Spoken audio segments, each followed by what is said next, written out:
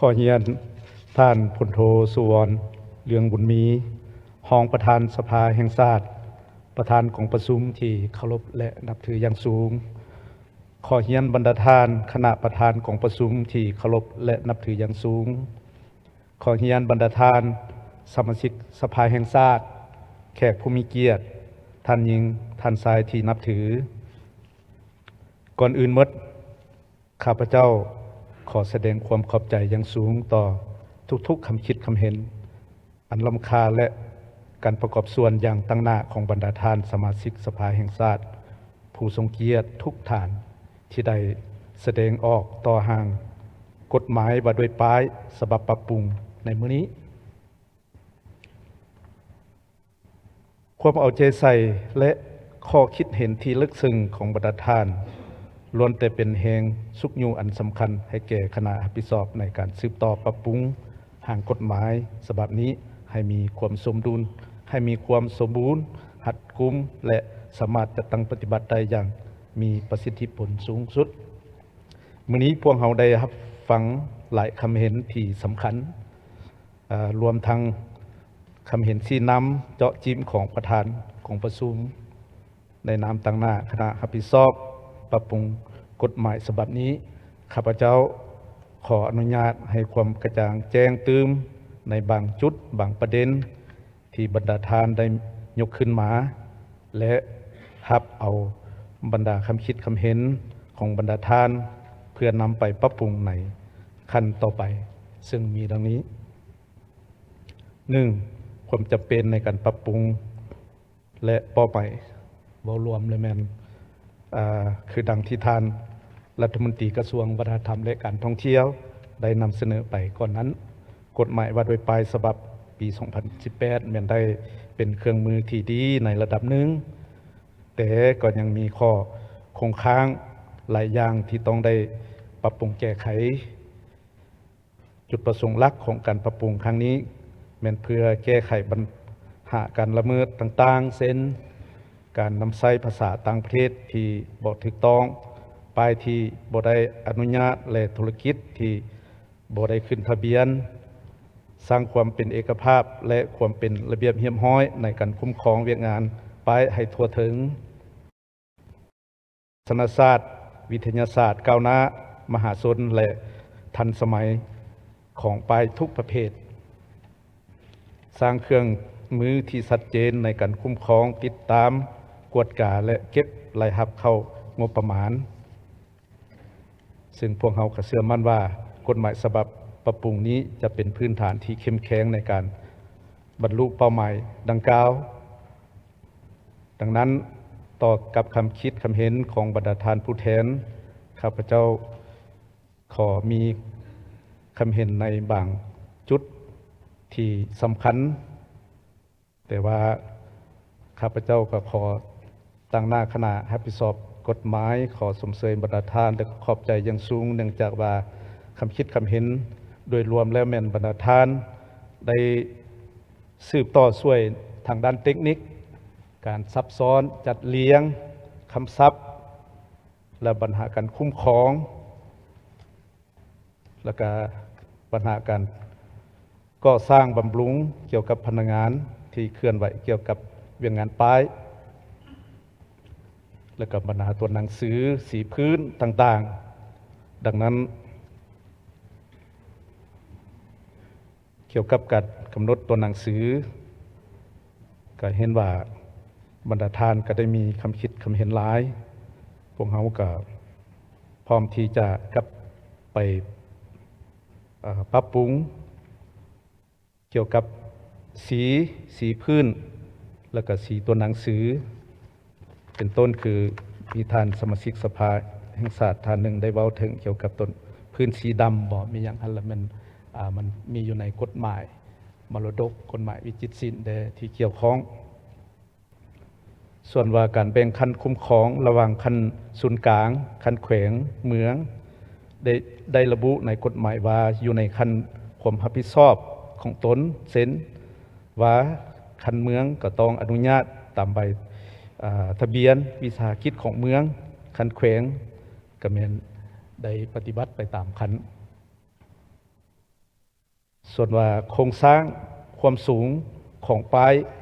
แมนความรับผิดชอบของกระทรวงโยธาที่การและขนส่งซึ่งนอนอยู่ในกฎหมายผังเมือง แล้วก็เคียงคู่กับอยู่ในจุดนี้มีการกำหนดเกี่ยวกับป้ายโฆษณาซึ่งป้ายโฆษณานี้ก็ถือว่าได้กำหนดขนาดที่กำหนดแมน400 คูณ 800 ซนในตัวเมือง600 คูณ 1,200 ซนนอกตัวเมืองอันนี้ก็แมนได้ผ่านการค้นคว้าอย่างถี่ถ้วนโดยคำนึงถึงความสวยงามของตัวเมืองความปลอดภัยของผู้สัญจรและบ่ให้ปิดบังทัศนียภาพส่วนว่าไปอื่นๆนั้นก็ถือว่าพวกเรากับบ่ได้กำหนดเนื่องจากว่ามันก็มีหลากหลายสีสันมีหลายประเภท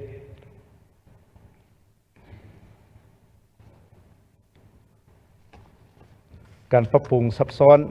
สำหรับจัดเรียงประโยคที่เหมาะสมกับด้านไวยากรณ์ต่างๆนั้นคณะรับผิดชอบก็จะไปพิจารณาเพื่อปรับปรุงสำหรับมาตรา20และมาตรา22การพิจารณานำใช้ป้ายและการขออนุญาตติดตั้งป้ายกับพวกเราก็จะได้ไปปรับปรุงให้สอดคล้องและครบถ้วนตามมาตรา16เนื้อในของป้ายการเสนอเข้ามีส่วนร่วมของแขนงการศึกษากวดแก้ภาษาลาวและภาษาต่างประเทศพวกเราได้กำหนดอยู่ในมาตรา26เงื่อนไขผู้ดำเนินธุรกิจป้ายแล้วว่าจะต้องมีความรู้ทางด้านภาษาลาวตามคำเห็นของบรรดาท่านสมาชิกสภาแห่งชาติ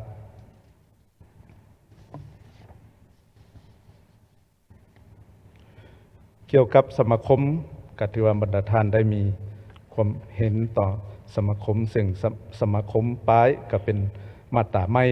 อยู่ในมาตรา34 35การบรรจุนี้ก็ถือว่าแม้จุดสำคัญสมาคมจะมีพระราชบทบาทเป็นตัวแทนภาคธุรกิจและสังคมช่วยภาครัฐในการเผยแพร่กฎหมายฝึกอบรมและไกลเกลี่ยขอขัดแย้งพระราชบทบาทของสมาคมจะ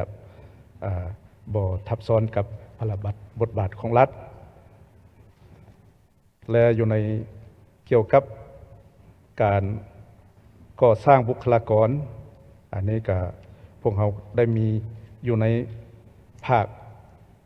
อยู่ในมาตรา54งบประมาณ